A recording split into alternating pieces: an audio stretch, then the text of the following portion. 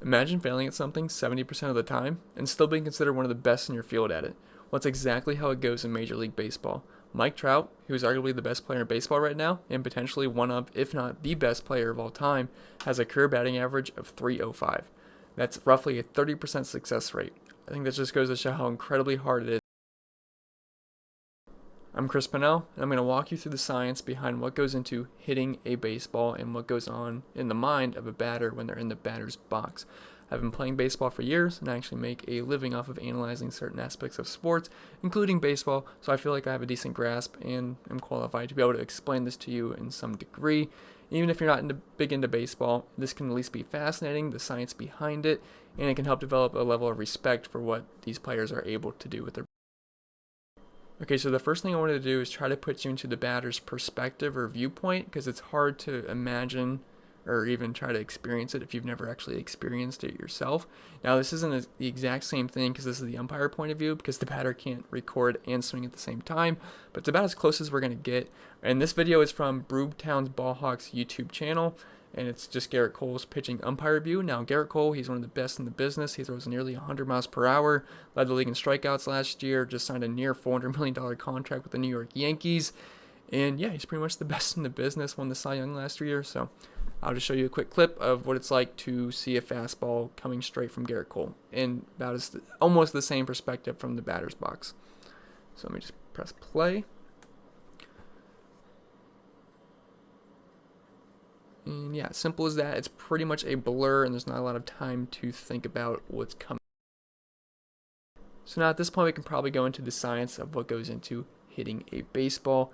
So the mound and home plate are 60 feet 6 inches apart, and if you take into account for the arm slot of the pitcher and the pitcher's stride, you can probably knock that down to 55 feet of where the pitch is where the ball is released and where the batter will hit the ball. And given that the average fastball is 95 miles per hour, according to Fangraphs.com, which is a site that compiles all of MLB statistics, I use it pretty much on a daily basis. I absolutely love it. It takes about 400 milliseconds to reach home plate. Now, I know with Syndergaard, he can pitch around 100 miles per hour, so that'll take a little bit slightly less time. But on average, the average fastball will take 400 milliseconds to reach.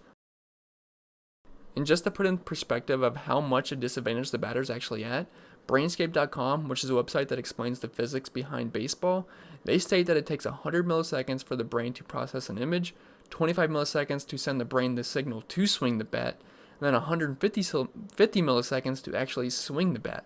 So doing the math, that only leaves the batter 125 milliseconds to analyze the pitch. And just for reference, it takes 400 milliseconds just to blink. So if you blink, you are at risk of missing the entire pitch and not even know what just happened. And given all this, the batter only has 7 milliseconds to swing the bat in a sweet spot where it'll land in play and not turn into a foul ball. So the margin of error here is extremely, extremely slim.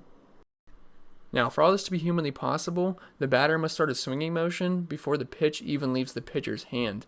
So another way to explain this is through flash drag illusions. And now this is our brain's way of interpreting information that we see in the background, the motion that it's going, and projecting an object to go where that motion is going, if that makes any sense. Now, I don't think the frame rate in my recording software is going to be able to accurately show you what I'm trying to show you, so I'm going to try to explain it first. But there's a blue dot and there's a red dot on the bottom and top of this circle. Now, the circle is going to rotate rapidly, I believe counter and just regular clockwise. So when it's doing that, our brain, now the dots are blinking in the same spot. They're going to be blinking on the bottom and at the top in the same spot, but this is going to be rotating very quickly. But since it's rotating very quickly, the blue dots and the red dots, they're going to be in different places in these corners, because that's where our brain is seeing the image move, and that's where it's expecting those dots to end up. And the same thing can go for a major league pitch. If you start to see a very, very, very slight curve to the pitch, you might be expecting it to go into a different direction, and that's what the batter is trying to do, and this is what kind of explains this phenomenon. So I'm going to press play. I don't think it's actually going to work, but I will try my best. So it's going really fast for me, and the dots are very slanted in the corners, and by looking at the recording software, it did not look like it was doing that, and it's going to show the same thing very slow, and as you can see, the dots are right there. But for me, the dots were kind of like a simple explanation of how batters try to accurately predict where a pitch will end up before it even leaves the pitcher's hand. Okay, so now since we know the background information of what goes on in a major league at bat, I was going to do a quick run through of the explanation as it happens. So this is Noah Syndergaard pitching to a San Diego Padre batter, and this video is courtesy of Made the Cuts YouTube channel. They do beautiful slow motion pitches on their YouTube channel. So this is Noah Syndergaard, and he's about to pitch, and we're just going to talk through what happens as it happens. So he's winding up to pitch here. As of right now, the batter's taking in all the information he can, and he's about to pitch, and this is right now is where his brain is starting to realize where his arm angle is, his arm slot. The ball is still in his hand, but he's going to have to start his batting motion soon, which I talked about in the flash drag illusion, or he's not going to have a chance to square up on the pitch and put it in play. And now the brain can only see the baseball when it's about a quarter of the way there, because the brain takes roughly around 100 milliseconds to actually process the image. So we're going to go through to here, and he's just about to release the ball. As you can see, he started to choke up on the bat a little bit. And now that it's a quarter of the way there, his brain is starting to take in that image. And after 25 milliseconds, it's going to send the signal to swing the bat. And as we can see here, he's going to start a swinging process now, which takes 125 milliseconds. And like I said, he only has a 7 millisecond margin of error to actually hit the ball.